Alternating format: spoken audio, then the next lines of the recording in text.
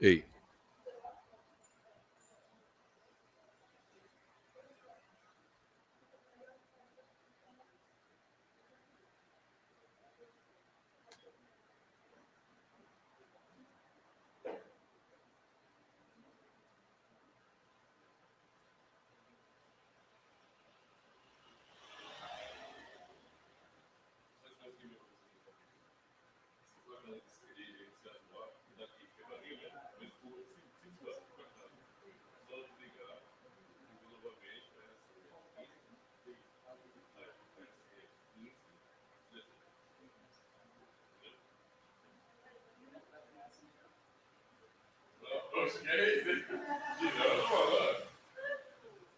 Vocês são um pouquinho velhos.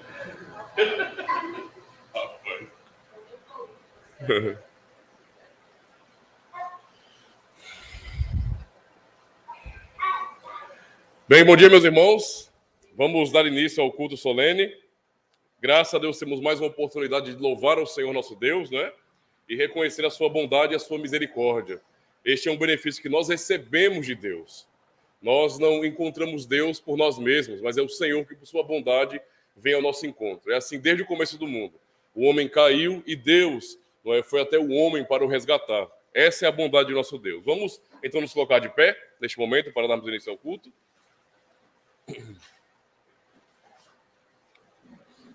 Salmos 29, versos 1 e 2, diz bem assim: Dai ao Senhor, ó filhos dos poderosos, dai ao Senhor glória e força. Dai ao Senhor a glória devida ao seu nome. Adorai o Senhor na beleza da santidade. Este é o santo chamado de Deus para nós. Vamos iniciar cantando o Salmo de número 122. Alegrei-me quando me disseram, vamos à casa de Deus. Cantemos então. Tá com o celular aí não, né? Bom, tem um jeito para todo mundo aqui, calma aí.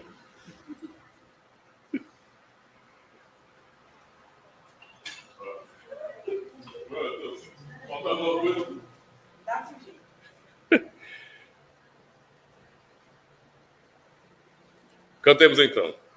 Alegrei-me quando me disseram, vamos à casa de Deus. Nossos pés pararão junto às portas, teus portais, Jerusalém. Construída bem compacta, onde as tribos vão subir, pois convém a Israel.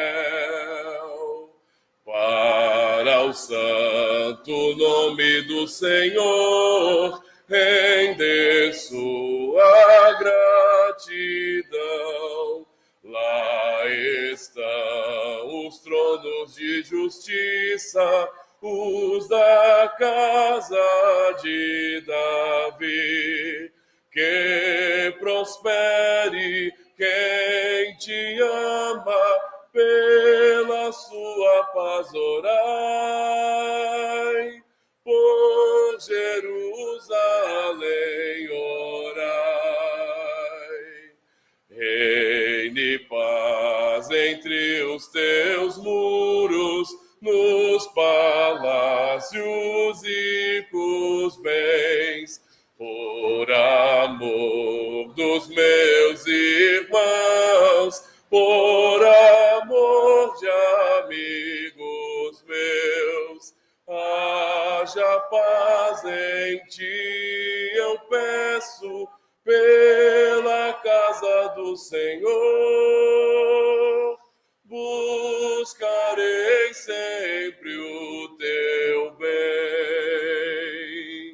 Assim somos chamados para o culto solene. Portanto, graça, misericórdia e paz da parte de Deus, nosso Pai, e do Senhor Jesus Cristo. Amém? Poder assentar, meus irmãos. Vamos orar ao nosso Deus. Ó Senhor, nosso bendito Senhor e Deus Todo-Poderoso, mais uma vez temos o grande privilégio, o privilégio incomparável de estarmos diante do Senhor por meio de Cristo Jesus, de podermos desfrutar de comunhão com o teu povo. Ó Deus, tudo isso é maravilhoso demais para nós. É uma bênção sem igual. É por isso que podemos te louvar com alegria, pois reconhecemos sim a tua bondade, o teu favor, a tua misericórdia e a tua fidelidade, Senhor. É a tua fidelidade que nos mantém aqui, é a tua bondade. Por isso, não a nós, Senhor, não a nós, mas ao teu nome da glória. Obrigado por nos chamar, Senhor. Obrigado por chamar um povo em todo o mundo, pois sabemos que em todo mundo a tua igreja se reúne. Porque o Senhor é fiel à tua promessa, à tua aliança, e jamais abandona os teus. Por isso temos motivos para te adorar, Senhor, motivos para te louvar, para todo sempre, pois tu és o Deus Todo-Poderoso, aquele que é digno de receber toda a honra e toda a glória. Obrigado, Senhor, por tua fidelidade, obrigado por cuidar de nossas vidas e por nos conduzir em teu caminho maravilhoso. Muito obrigado. Nós te louvamos por teu cuidado paternal, por tua providência em nossas vidas, Senhor, nos dando tudo aquilo que nós precisamos. Mais uma semana o Senhor nos sustentou e nos trouxe aqui para podermos reconhecer com gratidão em nosso coração a tua bondade, o teu amor. Por isso pedimos ao Senhor que mais uma vez venha nos conduzir no culto solene, a fim de que o teu nome seja honrado e que sejamos também edificados para a glória do teu santo nome. Muito obrigado por tudo em nome de Jesus Cristo. Amém. Graças a Deus. Que maravilha é para nós isso, meus irmãos. Nós vamos fazer a leitura da lei do Senhor. Os irmãos podem acompanhar na própria liturgia os 10 mandamentos. Êxodo capítulo 20, do 1 ao 17. Eu leio o verso 1 e 2 e vamos alternando. Então falou Deus todas estas palavras, dizendo: Eu sou o Senhor teu Deus, que te tirei da terra do Egito, da casa da servidão. Não terás outros deuses diante de mim.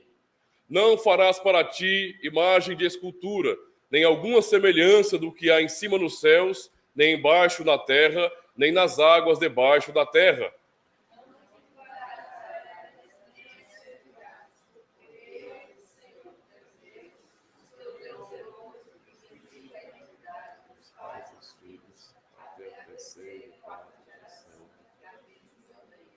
E faço misericórdia a milhares dos que me amam e aos que guardam os meus mandamentos.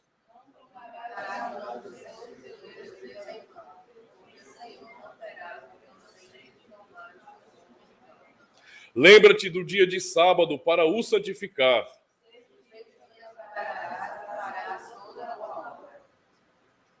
Mas o 7º dia é o sábado do Senhor teu Deus. Não farás nenhuma obra, nem tu, nem teu filho, nem tua filha, nem o teu servo, nem a tua serva, nem o teu animal, nem o estrangeiro que está dentro das tuas portas.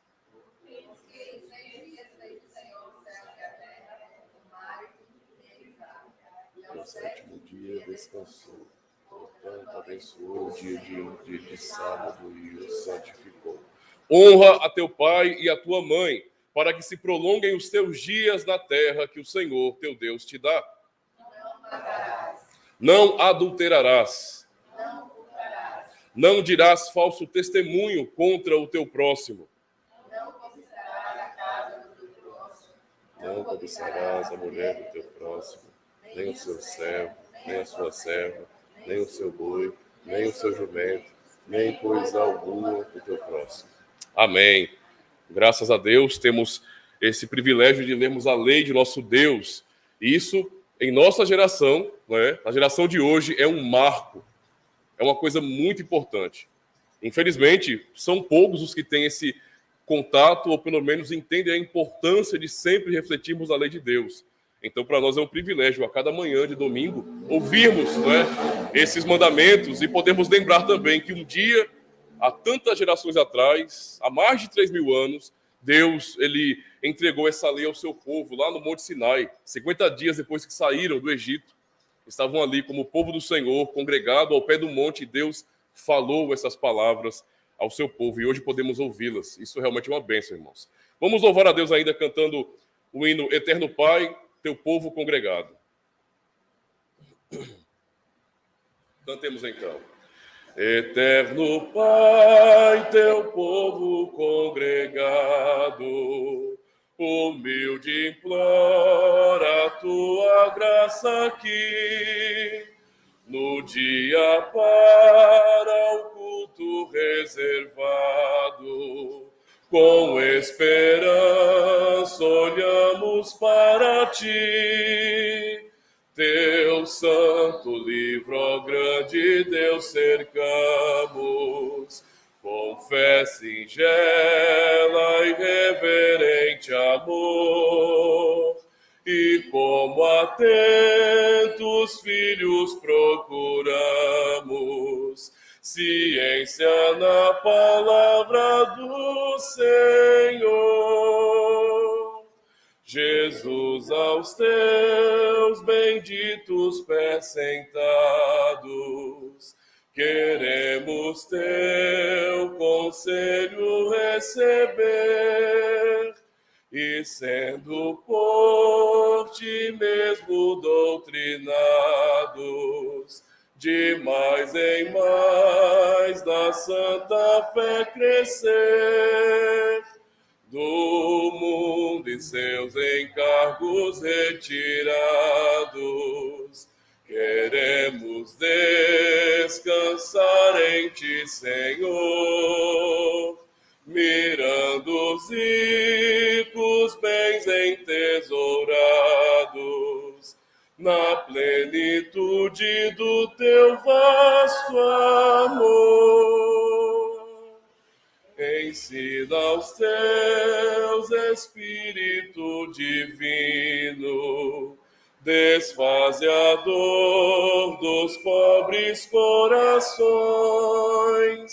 e com a luz do teu celeste ensino, venha aclarar as santas instruções.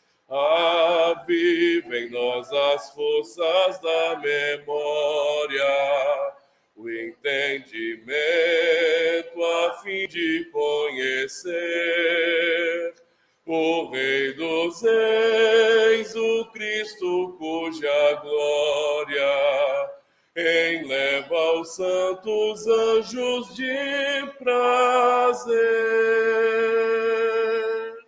Amém. Graças a Deus. Vamos então orar ao nosso Deus mais uma vez, meus irmãos. Oremos.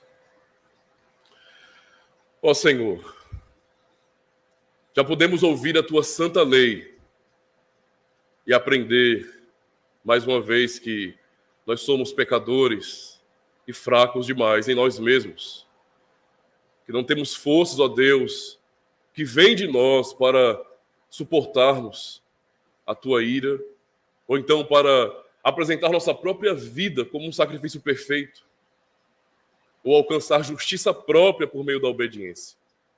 Em tudo isso falhamos. E por isso mesmo, o Senhor, por meio da lei, nos ensina as nossas fraquezas para que não venhamos olhar para nós mesmos, mas para Jesus Cristo. E podemos então descansar nosso coração nele e somente nele, esperando dele todo o bem, toda a satisfação para a nossa alma. Nos ajude, Senhor, e nos guie a Jesus Cristo. E nos faça realmente reconhecer que nós somos falhos e dependemos da tua misericórdia, por isso nos perdoe por nossas falhas, por nossos pecados, e nos ajude realmente a amar o Evangelho, amar a tua lei, amar ao Senhor de todo o coração e ao próximo como a nós mesmos. Tem misericórdia de nós, Senhor, pois precisamos de ti, que temos paz no perdão que há em Cristo Jesus. Oramos também, ó Deus, pedindo que mais uma vez o Senhor venha nos falar por meio da tua santa palavra, pois mais uma vez ouviremos o Evangelho e sabemos que precisamos, com urgência, de ouvir as palavras do Senhor. Por isso, trabalha em nosso coração e nos conduz, para que em tudo venhamos aprender como te honrar. como viver para a glória do teu nome. Nós oramos confiando no Senhor e na tua misericórdia. Em nome de Jesus Cristo. Amém. Graças a Deus, meus irmãos. Nós vamos então ouvir a pregação do Evangelho neste momento. Eu queria convidar os irmãos a abrirem suas Bíblias no Evangelho de João. Nós vamos fazer a leitura de todo o capítulo de João, só que a pregação estará concentrada do versículo 19 ao 31. Leremos Evangelho de João, capítulo 20.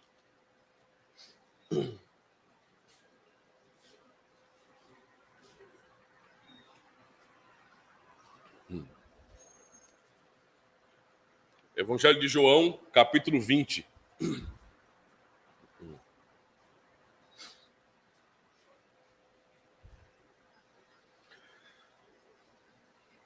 Vamos então acompanhar a leitura.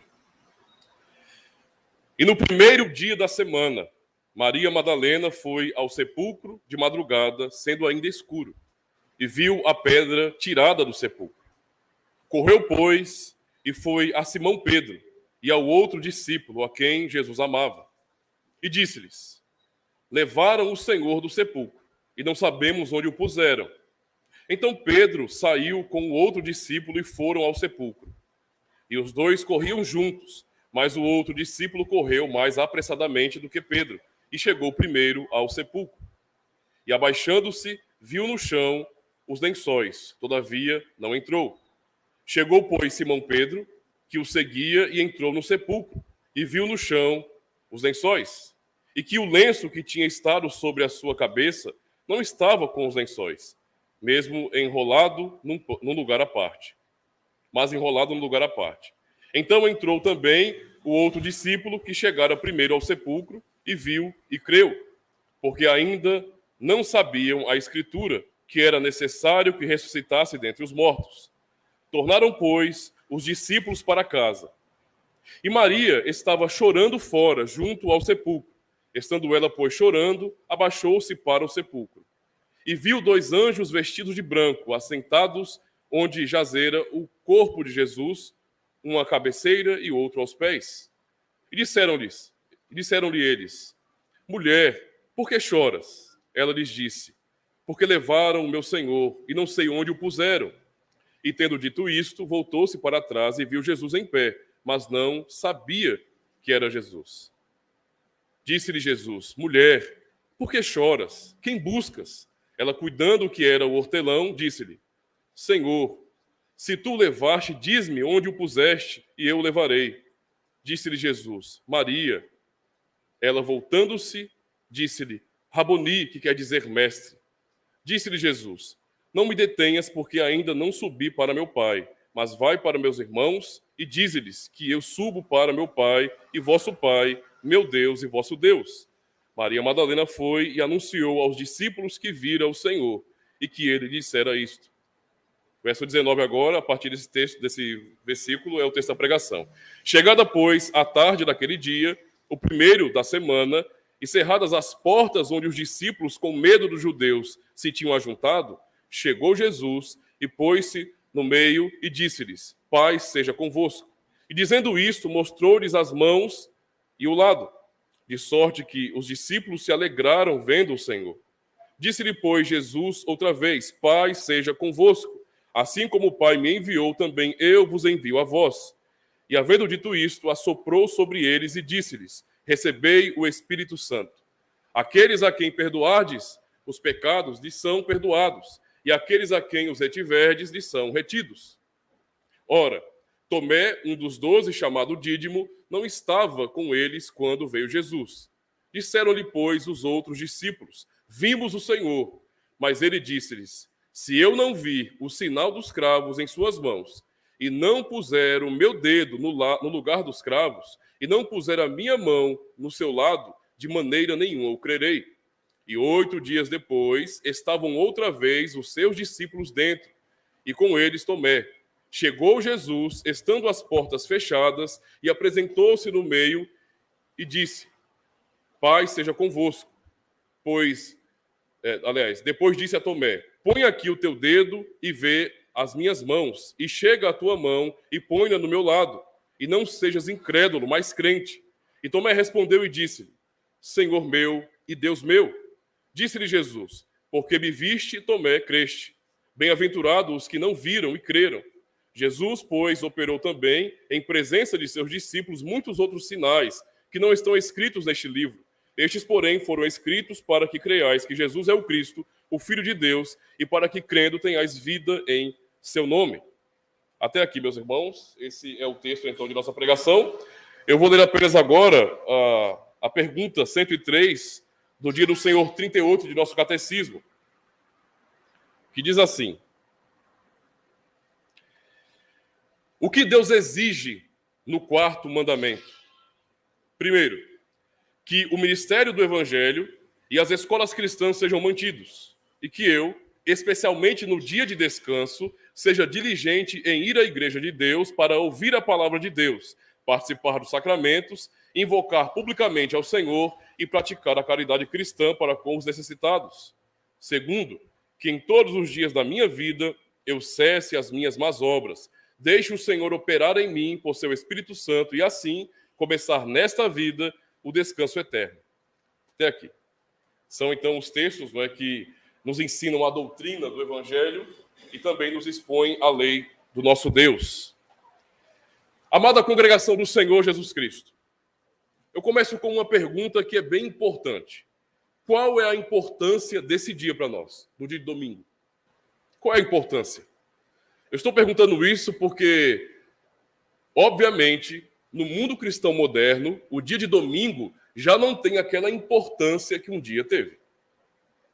Nós podemos observar que, no mundo de hoje, meus irmãos, aquilo que nós chamamos de domingo, ou então dia do Senhor, não é mais aquele dia tão especial para muitos, até mesmo cristãos.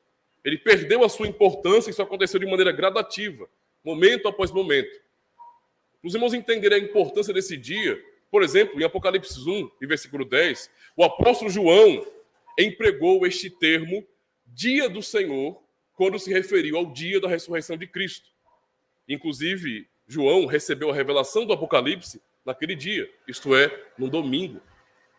Vamos aprender, meus irmãos, que, na verdade, esse dia tem uma importância crucial para nós e que precisamos realmente refletir sobre isso, porque olhar para o mundo de hoje e perceber que esse marco, esse dia tão importante para a Igreja de Cristo, não é mais tão importante assim para o cristão moderno, é, na verdade, algo que nos deve levar à tristeza e também à reflexão. O nosso contexto ocidental passou por um processo de cristianização. Antes do avanço do cristianismo, o Ocidente, ainda não pensando nas Américas, mas ainda na Europa, por exemplo, era dominado por bárbaros, por povos pagãos. A influência cristã crescente, começando pelo próprio Império Romano, fez com que houvesse uma cristianização do Ocidente. Então, muito do paganismo foi varrido pelos cristãos. Não à força nesse sentido, mas pela influência, pelo modo de viver. Isso trouxe realmente bastante benefícios e os cristãos, não é, avançando e influenciando o Ocidente, trouxeram exatamente o princípio de que domingo é o dia de descanso, é um dia de descanso solene que deve ser dedicado ao Senhor. Ou seja, o domingo então tornou-se no Ocidente o dia comum, onde as pessoas não iriam trabalhar, mas iriam para a igreja, para adorar a Deus. Isso ficou normal, comum. Mas ao passar dos séculos, meus irmãos, devido a várias ideologias, várias filosofias que foram surgindo na sociedade, esse conceito começou a mudar. Nós podemos identificar alguns vilões, ou pelo menos algumas filosofias que são danosas a esse princípio e que, de fato, começaram a moldar o Ocidente. Moldar tanto a Europa como também as Américas. E também chegou esse pensamento aqui no Brasil. O mundo moderno tem sido cada vez mais bombardeado por filosofias como, por exemplo, o marxismo, onde o Estado é Deus. No marxismo, o Estado é Deus. Tudo é o Estado. Quando você pensa, por exemplo, a partir do marxismo em socialismo, comunismo, fascismo ou nazismo, todos têm uma mesma raiz. O Estado absoluto, o Estado acima de tudo, o Estado é Deus.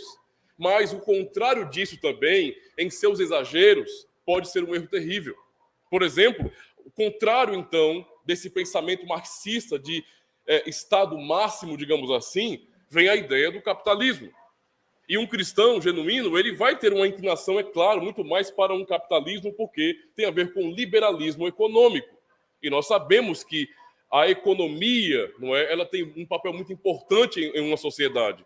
E deve haver liberdade para as pessoas poderem trabalhar, enriquecer.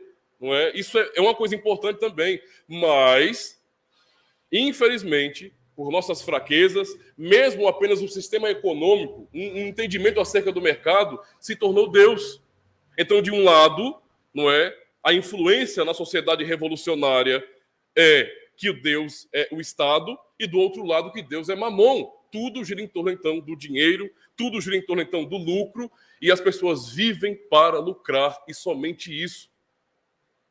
É por isso que, como um cristão, eu não sou liberal, mas um conservador. Porque liberalismo por liberalismo não nos dá uma sociedade realmente boa, porque não tem cultura, só foco no dinheiro. Isso é um problema, ou seja, dia após dia, por conta dessas influências, o domingo, o dia de descanso, foi perdendo o seu lugar. Pois, afinal de contas, meus irmãos, de um lado você tem o pensamento de que Deus não existe, Deus é o Estado. O Deus cristão não existe. O que tem que ser Deus para a nossa vida é o próprio Estado, é o governo. E do outro lado, viva para adorar o dinheiro, tudo é pelo dinheiro. Então, ninguém mais, a partir de uma mentalidade dessas, vai querer parar no domingo, fechar o seu comércio, parar com seus trabalhos, para dizer bem assim, ora, domingo é dia do Senhor. Domingo é o dia, não é, da referência ocidental em que Cristo ressuscitou. Devo eu parar para contemplar, para adorar a Cristo? Isso, infelizmente, foi caindo cada vez mais. E a nossa situação de hoje é justamente essa. As pessoas nem mesmo sabem o porquê que nós, no Ocidente, guardamos, por exemplo, o domingo, ou então folgamos no domingo. Há uma razão bíblica para isso, iremos refletir. Eu queria resumir, então, o sermão dessa manhã no seguinte tema: a bênção que nos aguarda a cada domingo. Vamos pensar exatamente sobre isso. Nós temos um texto aqui que fala sobre a ressurreição de Cristo, justamente porque essa ressurreição está ligada ao domingo. E vamos perceber isso aqui agora. No domingo, meus irmãos, Cristo, ele ressuscitou e ele se reuniu com os seus discípulos. Nós vamos observar o porquê que o domingo é tão importante para a igreja. Muitos acontecimentos que nós vemos aqui, não é, marcaram esse dia. Domingo, Cristo ressuscitou e se reuniu com seus discípulos. No domingo, nosso Senhor Jesus Cristo, ele cumpriu a sua promessa. Ele já estava há tempos ensinando aos seus discípulos que ele não seria vencido pela morte, que ele deveria morrer para cumprir a vontade de Deus, para cumprir a lei, mas que ele não permaneceria morto. Em Mateus 20, versos 17 a 19, o Senhor diz bem assim: e subindo Jesus a Jerusalém, chamou à parte os seus 12 discípulos, e no caminho disse-lhes: eis que vamos para Jerusalém, e o Filho do Homem será entregue aos príncipes dos sacerdotes e aos escribas, e condená-lo-ão à morte, e entregarão aos gentios para que dele escarneçam, e o açoitem, e crucifiquem, e ao terceiro dia ressuscitará.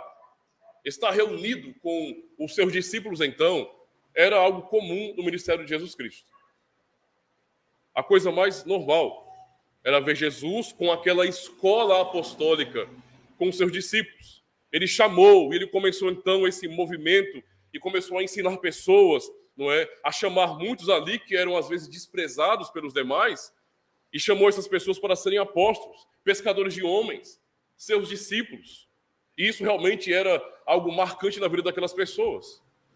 Imagine, um belo dia você está ali pescando, ou então está na coletoria de impostos, está trabalhando, e de repente chega um homem, e você vê algo diferente nele. Ele chama e você não consegue resistir ao seu chamado. Ele fala, vem, e você simplesmente vai. E então, não é, começou ali a escola apostólica, e para eles eram realmente situações ou momentos muito marcantes. Imaginem, meus irmãos, o que seria, com toda aquela maravilha que era estar com Jesus Cristo, se algo ou alguém pusesse fim àquela bênção. Imagine se alguma coisa pudesse interromper a grande bênção que era estar com o Senhor. A vida voltaria à sua mesmice. Quando eles eram apenas pescadores ou cobradores de impostos, eles não tinham um valor na sociedade. Eram pessoas comuns que ninguém via. eram invisíveis na sociedade.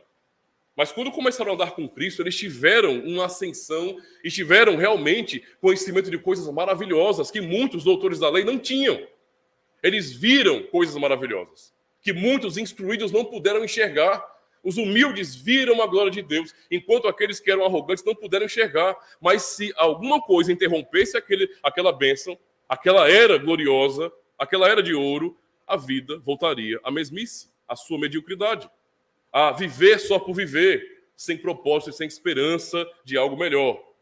Por isso, meus irmãos, que a experiência de Cristo, não é aquele que falou com autoridade e calou os mestres da lei, aquele que deu vista aos cegos, saúde aos doentes e vida aos mortos, vê-lo sendo levado como criminoso, sendo maltratado, julgado pelos homens, obviamente, foi uma experiência terrível. Foi uma experiência marcante e chocante para aqueles discípulos. Qualquer um de nós ficaria abalado. Qualquer um de nós ficaria realmente aterrado, abalado, vendo o Senhor. Aquela pessoa que estava ali, que nós, de repente, vimos. Nós não apenas ouvimos, nós vimos ele levantar o paralítico de nascença, ele dar vista aos cegos, ele confrontar os mestres da lei e deixá-los sem palavras. Mas agora, esse homem que vimos com tanto poder, parece que está se submetendo àquela humilhação, ele não fala nada, ele não diz nada, ele não faz nada. As pessoas zombam dele. Desde quando estavam batendo nele, cuspindo em sua face e o julgando como se fossem superiores a ele, até mesmo na hora da cruz, um dos crucificados zombava dele, os soldados zombavam dele, todos zombavam de Jesus Cristo. Para eles, então, a experiência de ver o Senhor desse jeito foi realmente até decepcionante. Os discípulos do caminho de Emaús, por exemplo, eles, no relato de Lucas, não é? Nós podemos ter uma noção de como eles estavam tristes e decepcionados. Nossa, já é o terceiro dia. E nada aconteceu ainda. Eles ainda não tinham visto Cristo ressurreto, então eles ficaram tristes e decepcionados. Tipo, nós imaginamos que seria algo maravilhoso, mas foi como um lindo sonho do qual nós fomos acordados violentamente. Foi como se estivéssemos sonhando um sonho tão maravilhoso e fôssemos acordados à força. Ei, acorde! E então tivemos que lidar com a realidade. Nosso Senhor morreu. Agora tenta imaginar, meus irmãos, a emoção desses discípulos que estavam no domingo, de portas fechadas, não é? Trancaram as portas porque eles sabiam que os judeus, os líderes judeus no caso, eles não se contentariam apenas terem crucificado a Jesus Cristo. Eles procurariam erradicar, acabar com toda a influência que ele deixou, procurando seus discípulos. E não era difícil de encontrá-los. Mesmo Pedro, quando estava ali no Sinédrio, quando Jesus estava sendo julgado, por exemplo, as pessoas percebiam que ele era um seguidor de Cristo. Pedro chegou até a xingar, ele ficou bravo, negando a Jesus. Não, eu nunca vi esse homem. Ora, você é um deles. Né? Ou seja, a sua postura, o seu jeito, identifica que você é um cristão, que você é dele, que você é um seguidor dele. Não, eu nunca vi esse homem. Não era difícil encontrar os discípulos. Por isso eles estavam trancados, com medo dessa represária, e Cristo aparece no meio deles.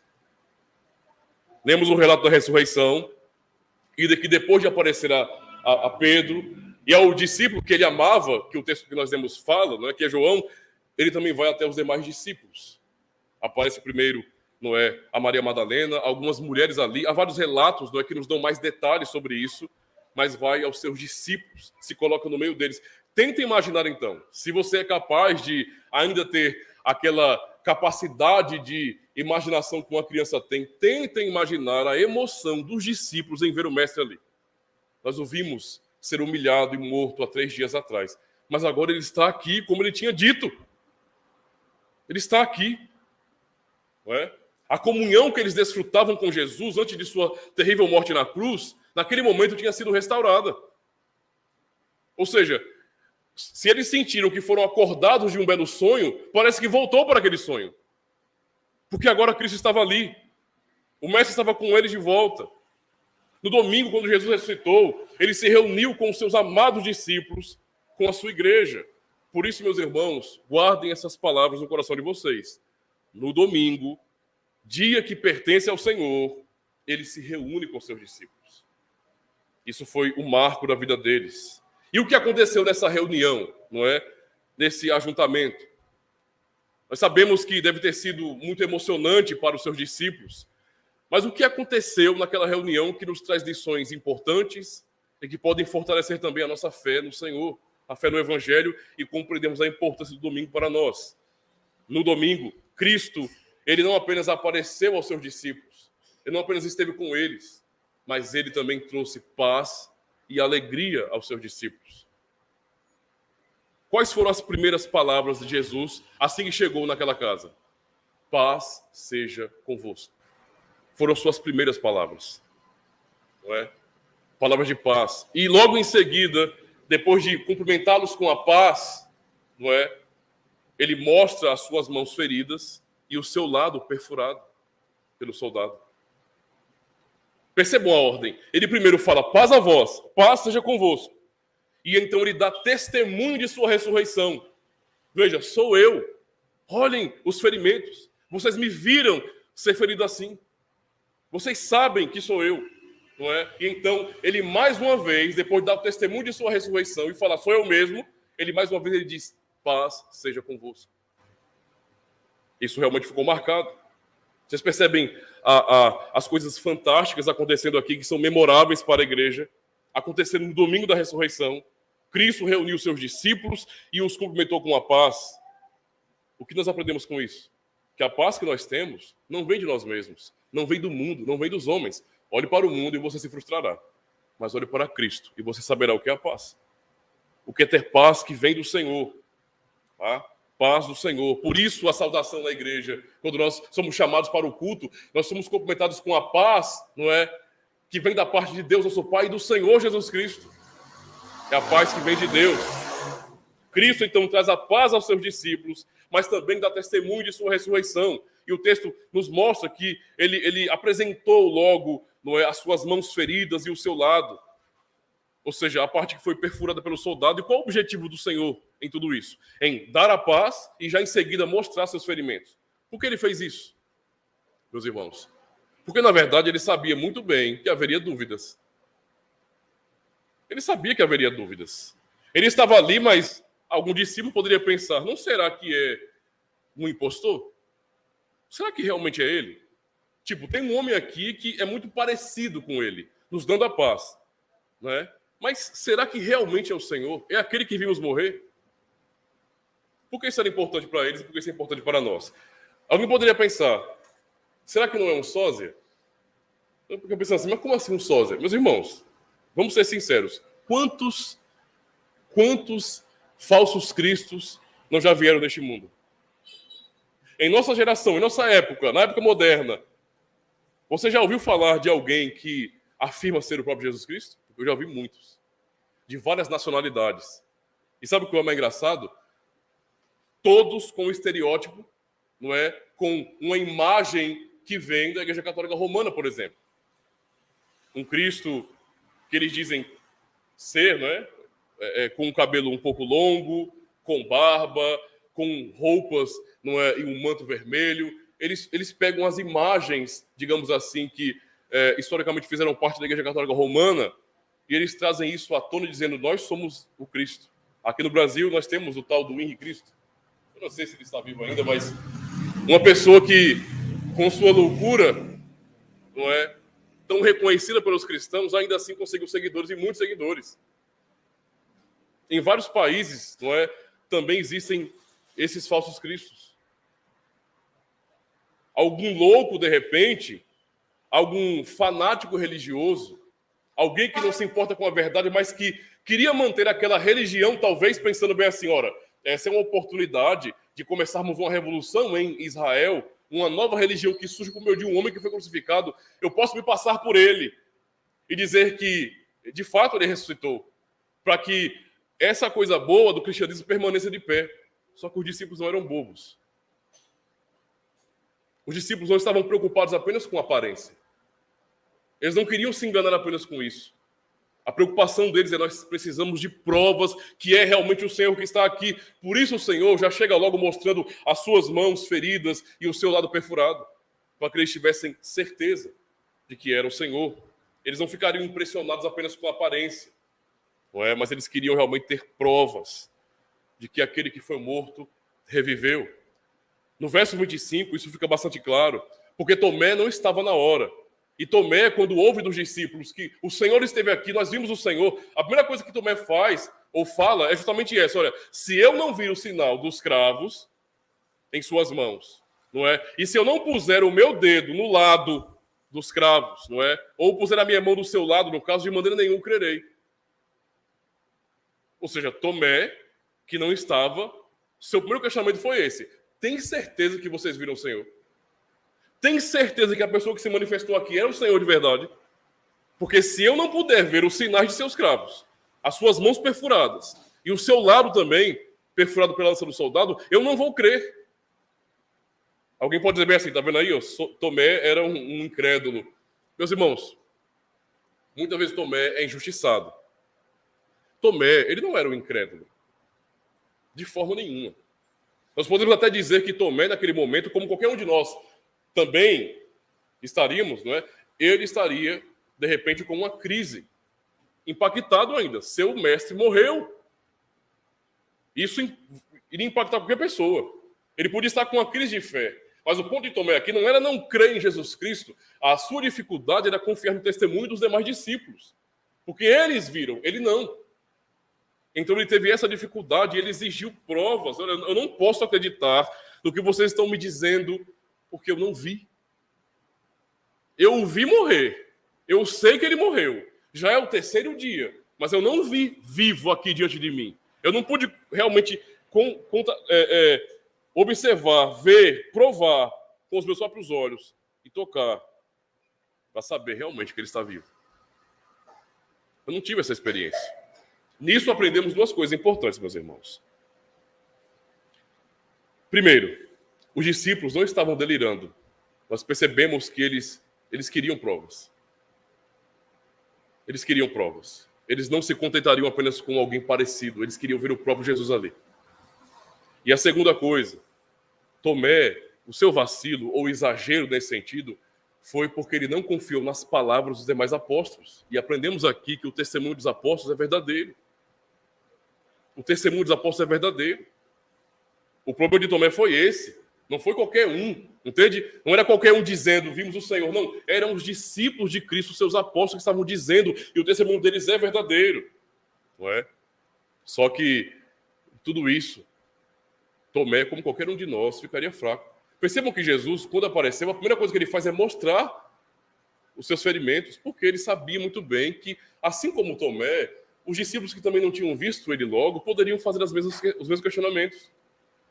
Entende? Os mesmos questionamentos. Será que é o Senhor realmente? E uma vez que o Senhor mostrou aos seus discípulos que realmente era ele, houve alegria. Houve paz naquele momento. Só que aquela alegria no domingo da ressurreição não terminaria ali. Porque o que o texto nos mostra, meus irmãos, é que, perceba, Tomé não estava, por isso ele não conseguiu acreditar na mensagem. Mas 8 dias depois, de hoje a 8 é quando? O próximo domingo. Né? 8 dias depois, Cristo se apresenta mais uma vez. E observe o que o texto diz. 8 dias depois, estavam outra vez os discípulos dentro, isto é, da casa. E com eles Tomé. Chegou Jesus, aí Jesus já chega se manifestando ali, e ele já toma a atitude de falar diretamente a Tomé. Não é? Jesus chegou estando as portas fechadas, apresentando-se no meio deles e disse, paz seja convosco. Notemos aqui então, no texto, onde se fala do outro domingo, como nós temos a mesmíssima ordem. A mesma coisa aconteceu em domingos consecutivos.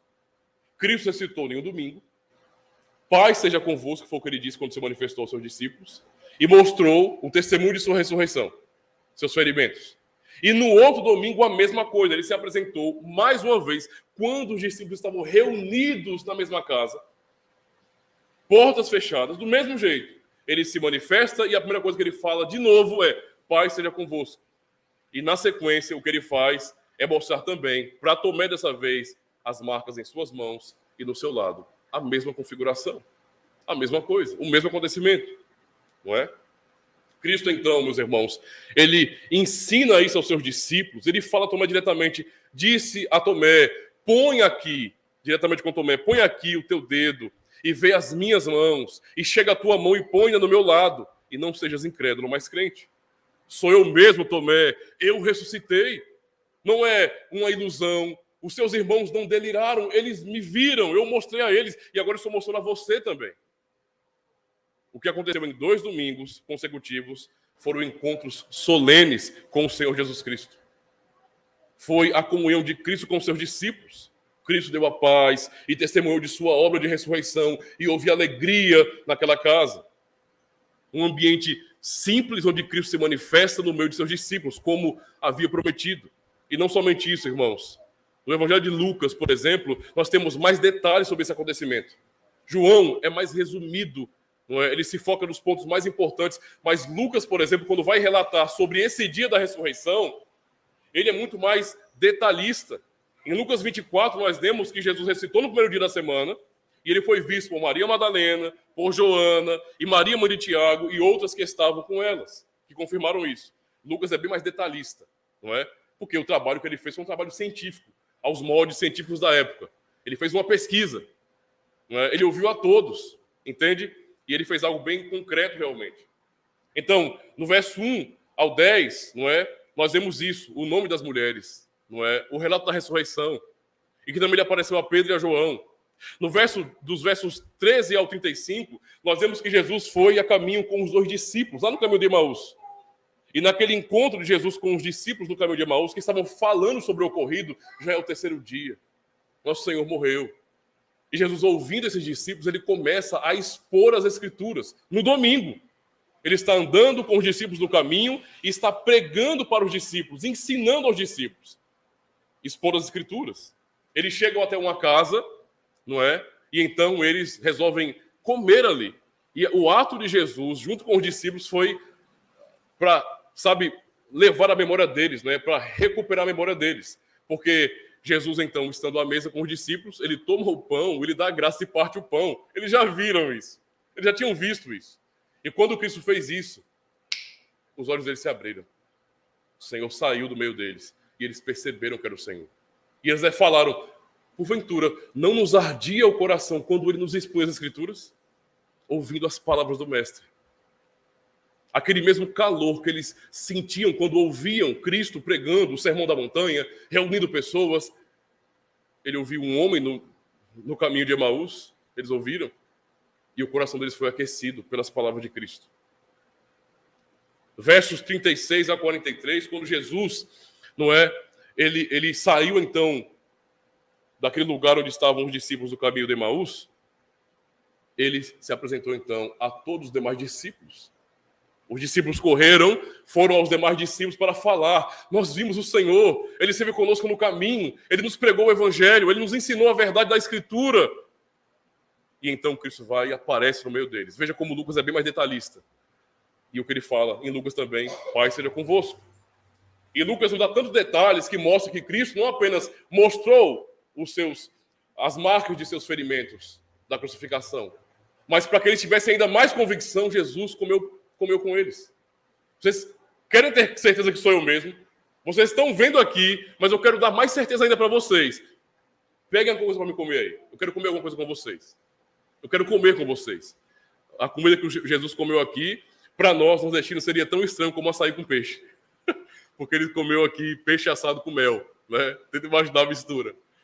Né? Eu não acho que seja ruim. Né? Esse é o fato. Senão a pessoa não comeria. Mas ele comeu com seus discípulos. Para dar certeza. E ele continuou, então, ensinando. E até o verso 49, nós lemos em Lucas que ele continuou a ensinar seus discípulos, a expor o Evangelho, a abrir o entendimento dos apóstolos para a Escritura Sagrada. Ou seja, observem quantas coisas aconteceram no domingo. Aquele domingo, então, se tornaria um dia especial para aqueles discípulos. Um marco na vida deles. Foram muitas coisas acontecidas ali, que lemos na Escritura Sagrada, onde, primeiro, porque o próprio Senhor Jesus recitou nesse dia.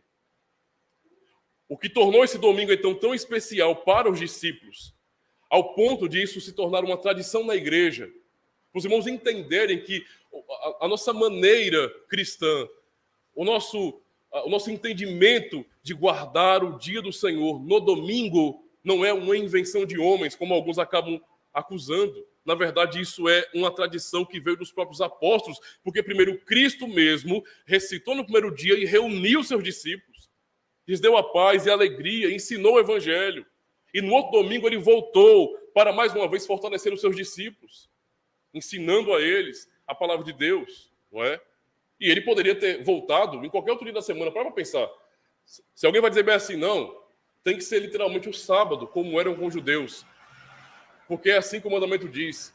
Para pensar. Cristo ressuscitou no domingo. Ele não poderia ter voltado na segunda, na terça, na quarta. No próprio sábado, que era tão especial para eles. Para os próprios discípulos, que eram judeus também. Mas não, ele voltou no outro domingo. Ele se apresentou no outro domingo e reuniu seus discípulos. Então, observem que a partir desse dia, da ressurreição, do outro domingo, do ensino de Cristo aos discípulos, os próprios apóstolos estabeleceram uma tradição. Porque a prática deles era essa. Por exemplo, Atos 20, verso 7, ouçam com atenção. E no primeiro dia da semana, o domingo, ajuntando-se os discípulos para partir o pão, Paulo, que havia de partir no dia seguinte, falava com eles e prolongou a prática até a meia-noite. Olha os apóstolos fazendo a mesma coisa que aprenderam com Cristo. No domingo, eles reuniam os discípulos. No domingo.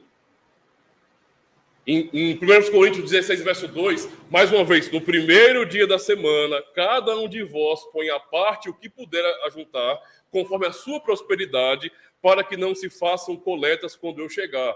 Era uma oferta especial que Paulo estava colhendo na igreja, arrecadando na igreja, para ajudar os cristãos da Galácia.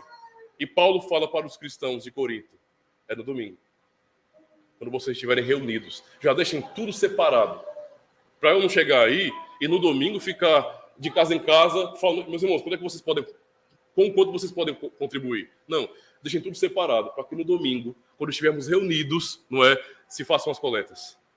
Porque no outro dia eu vou partir. Então, a Escritura nos mostra que houve um desenvolvimento da prática de guardar o domingo, que vem do próprio Cristo e desenvolvido pelos seus apóstolos. Mas não somente isso. Lembra do início, da introdução do sermão, quando eu falei que João recebeu a revelação do Apocalipse no domingo? Eu digo domingo porque alguém pode ler bem assim. Por exemplo, Apocalipse 1, verso 10. Eu fui arrebatado no Espírito no dia do Senhor e ouvi detrás de mim uma grande voz como de trombeta. Como é que vocês sabem que esse dia é o dia de domingo? É simples, irmãos. Nós temos uma tradução aqui, mas a palavra que está por detrás dessa tradução, dia do Senhor, é uma palavra especial. Não é uma palavrinha comum. Há uma outra maneira, por exemplo, de no grego se falar dia do Senhor, mas a maneira que está aqui em Apocalipse, ela é diferente. Ela é especial. É uma palavra que significa justamente que aquele dia era o próprio dia de Cristo. Entende? Era um dia especial que pertence somente ao Senhor. E é isso que João está dizendo aqui. Nesse dia que pertence a Cristo, qual é o dia que pertence a Cristo? O dia da sua ressurreição, que os apóstolos entenderam e começaram a observar. Inclusive, o Apocalipse de João é o documento mais tardio da igreja. Foi o último escrito da igreja de Cristo. Foi escrito por volta do ano 95 depois de Cristo. Quer dizer que a prática de guardar o domingo já era comum nas demais igrejas dos apóstolos. João, então, só está afirmando aquilo que já era comum para a igreja. No dia do Senhor, no dia do domingo, foi quando Cristo se manifestou a ele, lhe arrebatou no Espírito e revelou para ele o Apocalipse. Não somente isso, meus irmãos. Olha quantas coisas já citamos aqui. No domingo, Cristo ressuscitou. No outro domingo, ele voltou para mais uma vez se reunir com seus discípulos. Deu muito ensino a eles. No domingo, os apóstolos reuniram a igreja. Vimos 2 testemunhos disso. No domingo foi quando João recebeu a revelação do Apocalipse. E não somente isso. Em Atos, no capítulo 2, quando nós lemos acerca do dia de Pentecostes, é só dar uma lidinha em Levítico, capítulo 23. Os irmãos entenderem o que é a festa de Pentecostes e quando ela acontecia. 50 dias depois da Páscoa. É daí que veio o nome Pentecostes, 50º dia. 50 dias depois da Páscoa.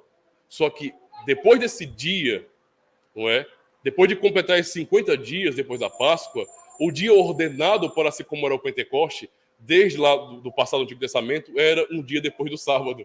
Qual é o dia depois do sábado? O domingo, no domingo, o Espírito Santo foi derramado na igreja.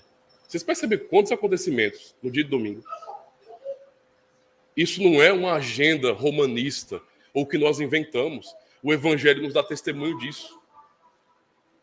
Muitos acontecimentos redentivos estão registrados na Escritura no dia de domingo. Por isso é tão importante para nós. Perguntemos então, o que é o domingo para nós? O domingo é o nosso sábado. Não falo sábado pensando em sábado número 7, mas sábado no seu significado real, que é descanso solene. O domingo, então, é o Shabat cristão, é o sábado cristão. Ou seja, é aquilo que o quarto mandamento nos exige, guardar o dia de descanso. A tradução mais correta é essa, é dia de descanso. É que estamos pensando no número 7 apenas, pensando no sábado. Quando lemos, por exemplo, o texto não é, de Lucas, de João, de Coríntios, quando se fala, por exemplo, de uma semana, se fala geralmente em sábado. Sábado também significa uma semana, ou seja, um período de 7 dias.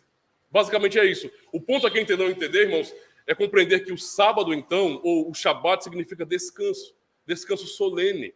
E o domingo para o cristão é o seu descanso, é o seu Shabat, porque nesse dia Cristo ressuscitou e deu instrução aos seus discípulos. E não somente isso, mas o Senhor nos ordenou repousar nesse dia. O sábado, então, nesse sentido, o sábado cristão, o domingo, o dia do Senhor, é para nós, então, um dia que se tornou uma escola de gratidão. Nós lembramos de tudo aquilo que o Senhor fez por nós. De tudo. Tudo. Nesse dia, como o nosso catecismo nos ensina muito bem, na resposta que nós demos do catecismo, para que em todos os dias da minha vida eu cesse as minhas más obras. Isso é o sentido do descanso. É eu descansar de mim mesmo, descansar das minhas vontades egoístas. Entende a situação? Fazer repousar o meu coração pecaminoso. É um dia onde eu estou sendo treinado pelo Senhor. Treinado. Não é? E deixe o Senhor operar em mim pelo seu Espírito Santo. E assim, agora, começar um descanso eterno. Ou seja, no fim, o dia do Senhor para nós, como uma ordenança positiva do Senhor, o quarto mandamento, é para que nós venhamos descansar de nossas más obras. Venhamos aprender a confiar no Senhor somente, de que Ele nos sustenta, Ele nos supre, Ele é suficiente para nós e também nos preparar, porque é um grande ensaio para aquele grande encontro com o Senhor Jesus Cristo. É o que está acontecendo aqui. Não é? É o que está acontecendo aqui. E mais ainda, o sábado literal, o 7º dia da lei, comemorado pelos judeus, ordenado aos judeus, era para lembrar, não é, de que Deus é o Criador. Era para lembrar que Deus libertou Israel do Egito. O sábado era um dia de memorial. Memorial, aquilo é que importava. Lembrar do teu Criador. E lembrar que Ele libertou vocês. Mais do que isso ainda, o domingo cristão. O Shabat do crente, não é, dos cristãos. Ele nos lembra também da mesma coisa, de que Deus é o nosso Criador, de que Ele libertou o povo de Israel do Egito, mas que também, por meio do seu Filho Jesus Cristo, nos libertou da escravidão do pecado e nos transportou desse reino de trevas para a glória dos filhos de Deus. É disso que lembramos, que Cristo morreu por nós, mas Ele ressuscitou, que a morte não pôde retê-lo. É disso que lembramos no dia do Senhor, de que a obra do Calvário foi definitiva para nos salvar. É tudo isso que temos do Senhor, meus irmãos. Eu quero concluir então, lembrando disso. Os irmãos pensarem, refletirem na vida de vocês sobre a importância desse dia, do domingo. No domingo, Cristo ressuscitou dos mortos para nunca mais morrer. E com sua ressurreição, Ele nos deu a segurança da justificação pela fé.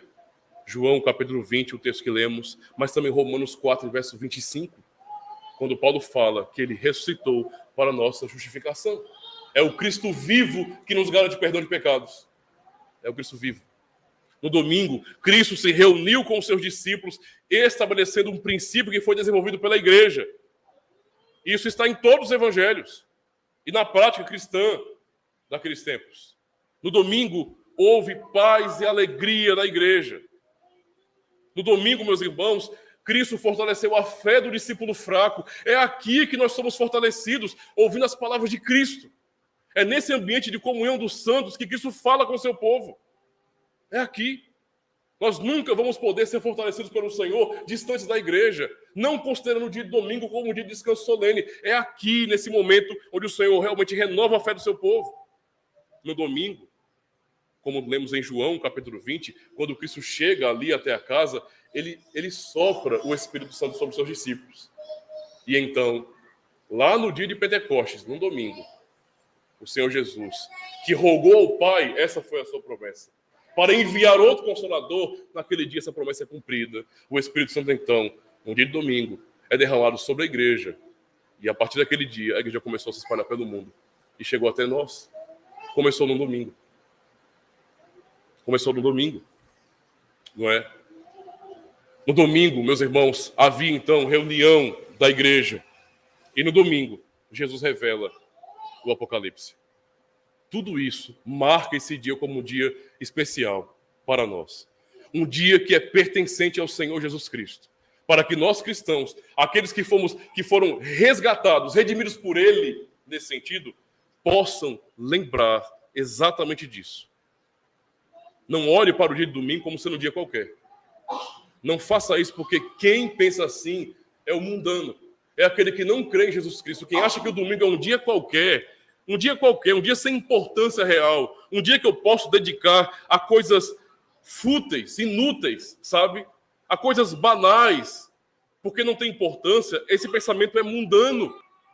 Os cristãos foram chamados para celebrar o dia do Senhor, para descansar de suas más obras e aprender a descansar nele. É uma bênção que o Senhor nos dá, que estamos desfrutando agora, ouvindo as palavras de Cristo, para sermos fortalecidos em nossa fé. Mas o que nos dá ainda mais segurança, meus irmãos, é que assim como os discípulos foram abençoados no dia da ressurreição, mas também 8 dias depois, também no próximo domingo, há uma bênção reservada para nós. E essa bênção é o encontro com o nosso Senhor Jesus Cristo. Hoje, nós não estamos vendo o Senhor como eles viram. Mas o que ele diz depois de exortar a Tomé? Você creu porque você viu. Bem-aventurados que não viram, mas creram. Nós não vimos, mas nós cremos. Somos bem-aventurados. Domingo que vem tem uma bênção para nós. Cristo falará mais uma vez ao nosso coração. A cada domingo há uma bênção reservada para o povo de Deus. Não desperdice essa bênção. Tomé teve dificuldade de crer porque não estava lá. Será que aqueles que se afastam do povo de Deus, do culto solene e de guardar o dia do Senhor também não estão fraquejando na fé? É aqui, meus irmãos, com o povo de Deus reunido, que nós somos fortalecidos no Senhor.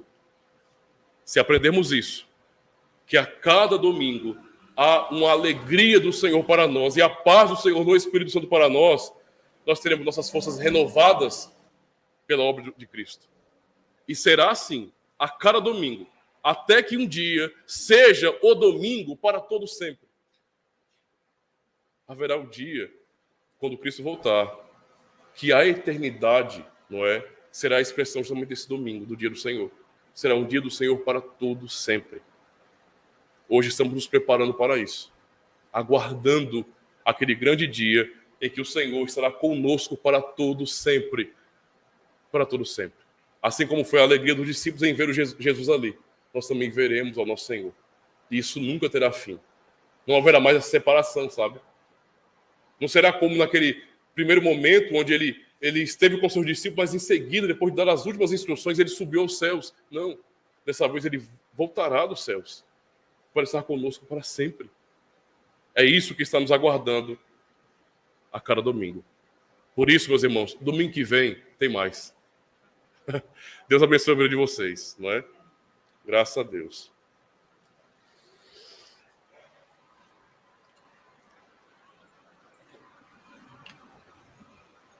Vamos cantar, meus irmãos, o Salmo 23. O meu pastor é o Senhor e nada me faltará.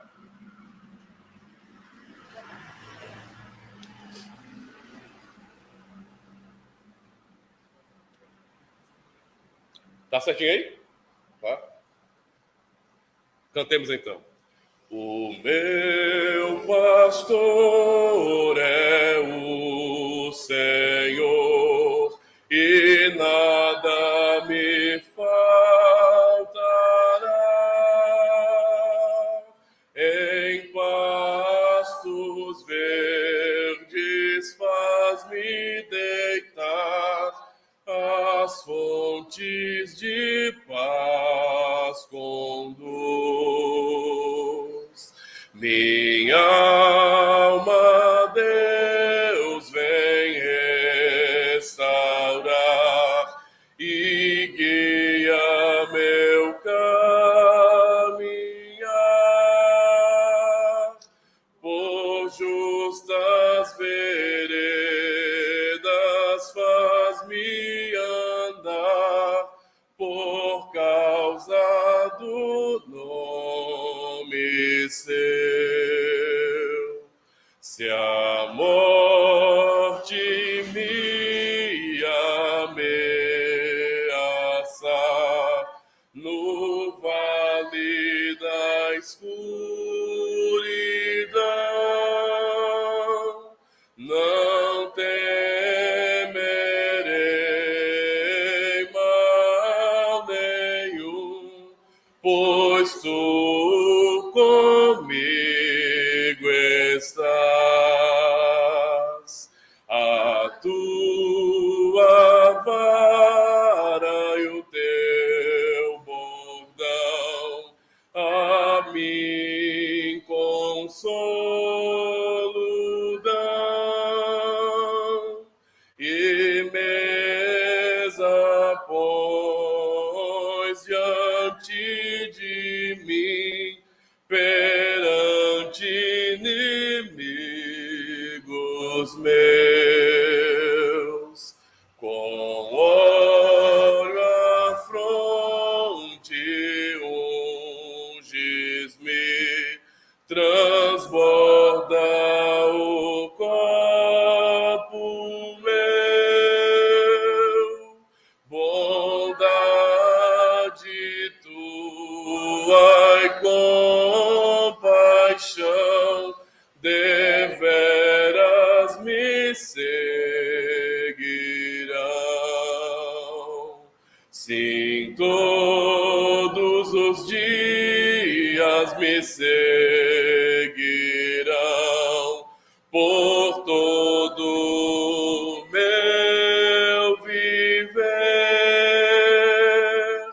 e eternamente habitarei na casa do Senhor.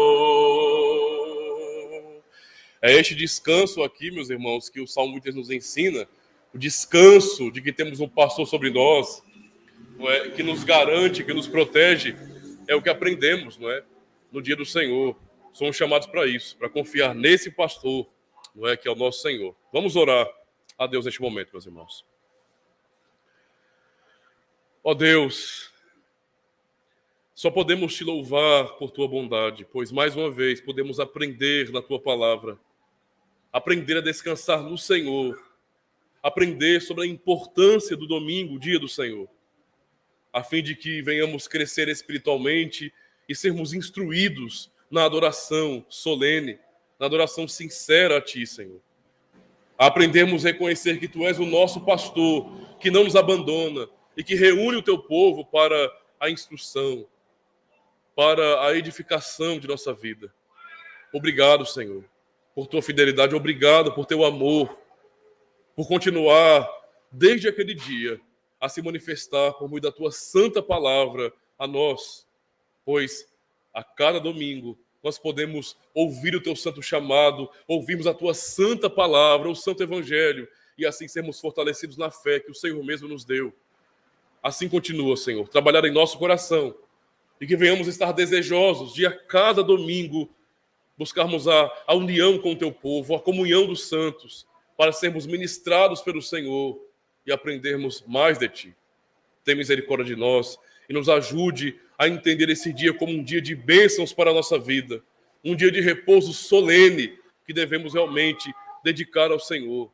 tem misericórdia de nós. Suplicamos ao Senhor que nos abençoe durante todo o dia, nos guarde durante a tarde, ó Deus, e nos conceda a graça de podermos mais uma vez à noite nos reunir com nossos irmãos e então louvarmos ao teu santo nome.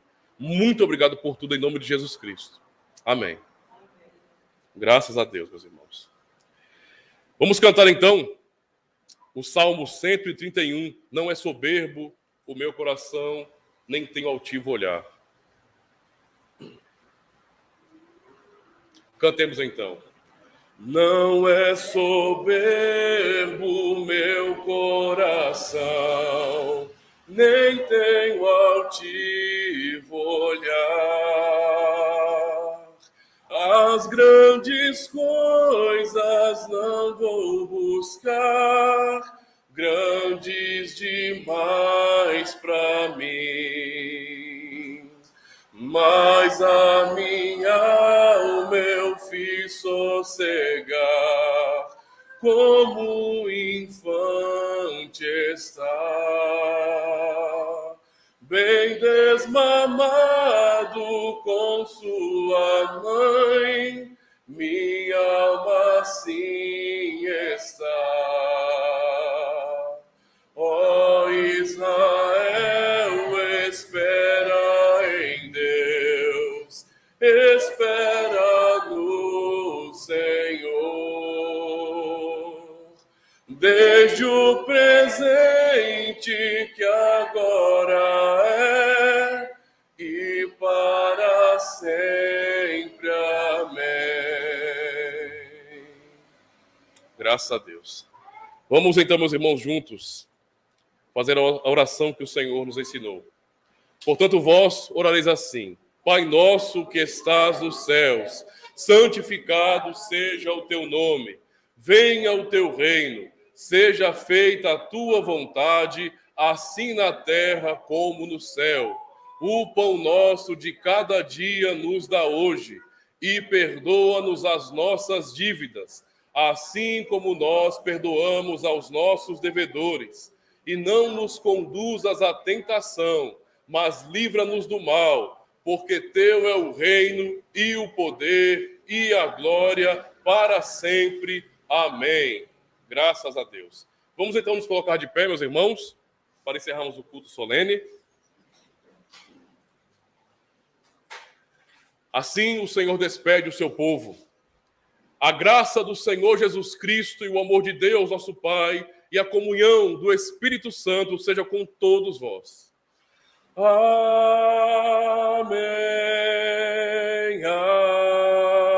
Amém.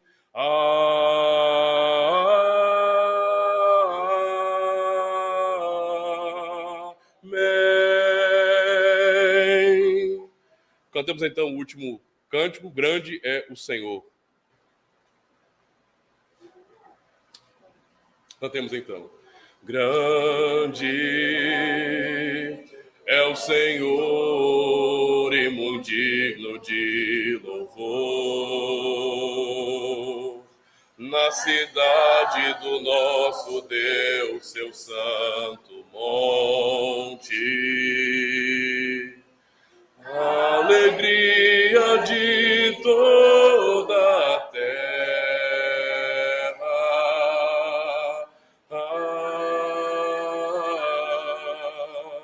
Grande é o Senhor em quem nós temos a vitória e que nos ajuda contra o inimigo. Por isso, diante dele nos prostramos.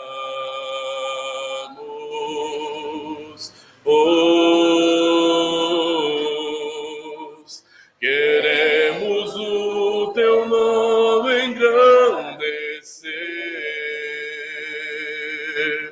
e agradecer-te por tua obra em nossas vidas. Confiamos em teu infinito amor. Pois santo és o Deus eterno, sobre toda a terra e céu. Grande é o Senhor e muito digno de louvor. Na cidade do nosso Deus, seu santo monte.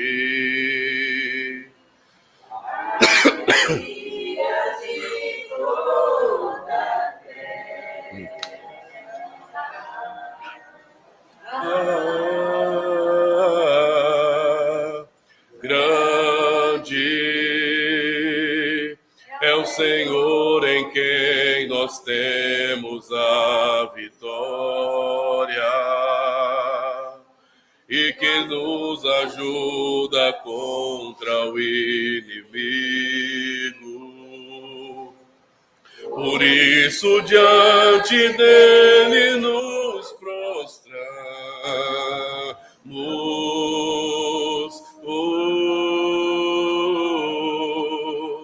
queremos o teu nome engrandecer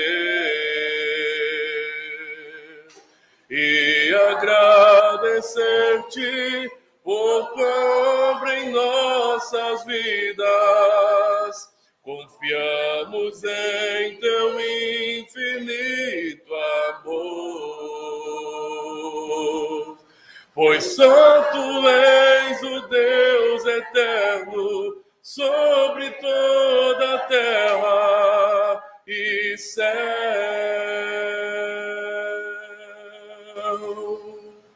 Amém, meus irmãos, Deus abençoe. Está encerrado o culto solene. Deus abençoe.